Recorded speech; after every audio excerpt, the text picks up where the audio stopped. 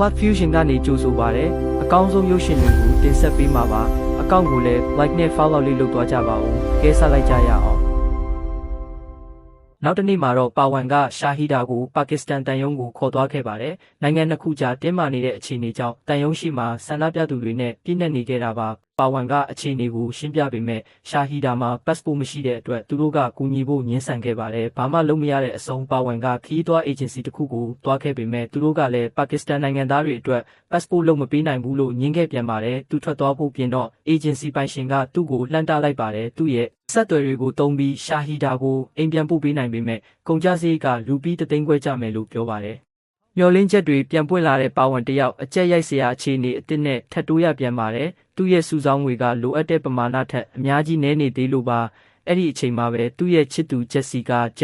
ကသူ့ကိုစာအိတ်တအိတ်လှမ်းပေးခဲ့ပါတယ်။အဲ့ဒီထဲမှာသူတို့မင်္ဂလာဆောင်ပြီးရင်အိမ်ဝယ်ဖို့စုထားတဲ့ပတ်စံတွေရှိနေတာပါ။ဒါပေမဲ့အခုချိန်မှာတော့ကိုယ့်အိမ်ကိုစောက်ဖို့ထက်မုံနီရှာဟီဒါကိုသူ့အိမ်ပြန်ပို့ပေးဖို့ကပိုအရေးကြီးတယ်လေမဖြစ်ဘူးယာစီကာကြီးအိမ်မဝယ်နိုင်ရင်ဘာဘူးကြီးကရှင်နဲ့ကျမကိုပေးစားမှာမဟုတ်ပဲတခြားတယောက်နဲ့လက်ထပ်ပေးလိုက်လိမ့်မယ်မင်းအခုထိနားမလည်သေးဘူးပဲဒီဘဝမှာဘာဘူးကြီးတင်မကဘူးဖျားသခင်ကိုယ်တိုင်ဆင်းလာရင်တော့ငါ့ကိုမင်းနဲ့မင်္ဂလာမဆောင်ရအောင်တားနိုင်မှာမဟုတ်ဘူးသူတို့ခီးသွွား agency ကိုပြန်သွားတဲ့အချိန်မှာတော့ထက်မြက်တဲ့ရှာဟီဒါလေးကဘာဖြစ်တော့မယ်ဆိုတာကိုရိပ်မိသွားခဲ့ပါတယ်။သူမကခေါင်းတွေတစ်ခါနဲ့ညှင်းဆန်ဆန္ဒပြနေပေမဲ့ပါဝန်ကတော့စိတ်မကောင်းခြင်းကြီးစွာနဲ့ပဲသူမကိုထားခဲ့ဖို့ကလွယ်လို့အခြားရွေးချယ်စရာမရှိခဲ့ပါဘူး။သူထွက်လာတဲ့အချိန်မှာမျက်ရည်တွေတွင်စီးကျနေခဲ့ပါတယ်။အတူတူဖြတ်တန်းခဲ့တဲ့အချိန်တွေကသူတို့ကြားမှာတန်ရောစင်နှောင်ကျိုးတစ်ခုကိုတိဆောက်ပေးခဲ့လို့ပါလမ်းဘေးဆိုင်လေးတစ်ခုကိုဖြတ်သွားတဲ့အချိန်မှာရှာဟီဒါကြိုက်တတ်တဲ့အယုတ်လေးတစ်ယုတ်ကိုမြင်တာနဲ့နှုတ်ဆက်လက်ဆောင်ဖြစ်ဝယ်ပေးချင်တာမို့သူလက်ပြန်လာခဲ့ပါတယ်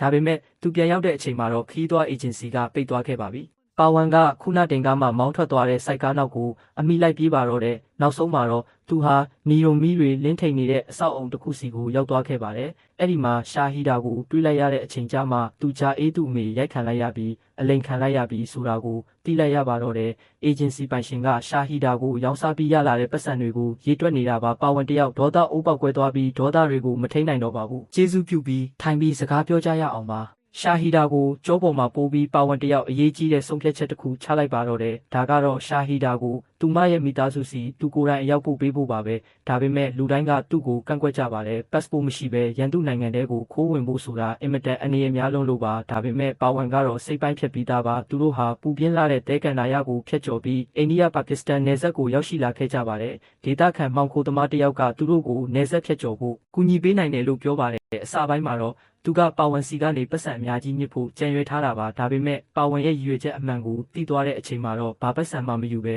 အလကားကူညီပေးဖို့ဆုံးဖြတ်လိုက်ပါတော့တယ်ဒါပေမဲ့ပါဝန်ရဲ့ကိုးကွယ်ယုံကြည်မှုနဲ့ရိုးသားမှုကြောင့်သူကကင်းလက်စစ်သားတွေစီကနေခွင့်ပြုချက်ကိုတရားဝင်တောင်းမှဖြစ်မယ်လို့ဆွလုပ်နေခဲ့ပါတယ်ရှာဟီဒါလည်းဒီကိစ္စနဲ့ပတ်သက်ပြီးတကယ်ကိုပဲဘာမှတက်နိုင်ပုံမရတော့ပါဘူးကင်းလက်အဖွဲ့ရောက်လာတဲ့အချိန်မှာပါဝန်ကသူတို့နေဆက်ဖြတ်ကျော်ဖို့တုံးခဲ့တဲ့မြေအောက်လျှို့ဝှက်လမ်းကြောင်းကိုဖွင့်ပြလိုက်ပါတယ်စစ်ဗိုလ်ကသူတို့ကိုဒုက္ခမပေးဘဲပြန်လွတ်ပေးခဲ့ပြီးအဲ့ဒီလိုခိုးဝင်တဲ့ဦးမင်းလိုင်ကောင်းကိုတော့ပြန်ပိတ်ပစ်လိုက်ပါတယ်ဒါပေမဲ့ကင်းလက်အဖွဲ့ပြန်လာတဲ့အချိန်မှာတော့သူတို့နှစ်ယောက်ကအဲ့ဒီနေရာမှာရက်နေတော့မဲ့ဆိုတာကိုတွေးလိုက်ရပါတယ်တကယ်တော့အနားမှာနောက်ထပ်ဦးမင်းလိုင်ကောင်းတစ်ခုရှိနေသေးတာကြောင့်ပါဝန်တယောက်အပြင်းအထန်ရိုက်ခံလိုက်ရပါတယ်